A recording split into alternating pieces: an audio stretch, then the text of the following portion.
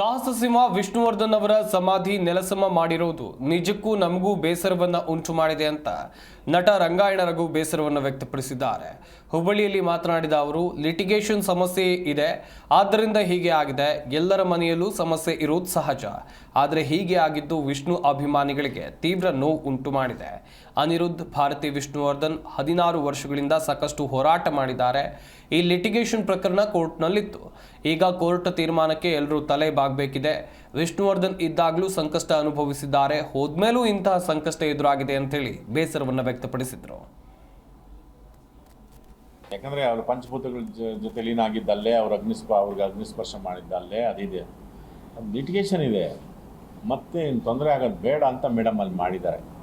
ಅವರು ವಿಷ್ಣು ಸರ್ನ ನೋಡ್ಕೊಂಡಿರೋದು ಸತ್ಯ, ವಿಷ್ಣು ಸರ್ ಜೊತೆಗೆ ಇರೋದು ಸತ್ಯ, ವಿಷ್ಣು ಸರ್ ಕನಸುಗಳನ್ನ ಕೇಳಿಸ್ಕೊಂಡಿರೋದು ಸತ್ಯ, ವಿಷ್ಣು ಸರ್ ನನಗೆ ಹೆಂಗೆ ದಾದಂಗೆ ಏನು ಬೇಕು ಏನು ಬೇಡ ಎಲ್ಲ ಹಿಂಗಿರಬೇಕು ಹಂಗೆ ಮಾಡಬೇಕು ಅಂತ ಹೇಳ್ತಾರೆ.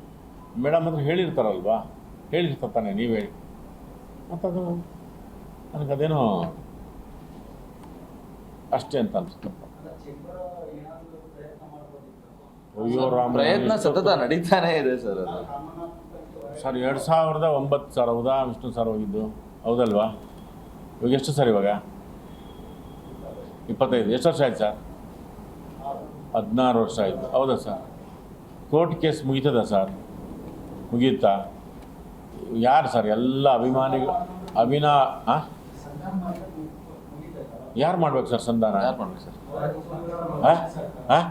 ಈಗ ದುಃಖ ಆಗುತ್ತೆ, ನಾನು ಹೇಳ್ತೀನಿ. ಯಾಕಂದರೆ ಅವರು ಪಂಚಭೂತಗಳ ಜೊತೆ ಲೀನ ಆಗಿದ್ದಲ್ಲೇ ಅವರ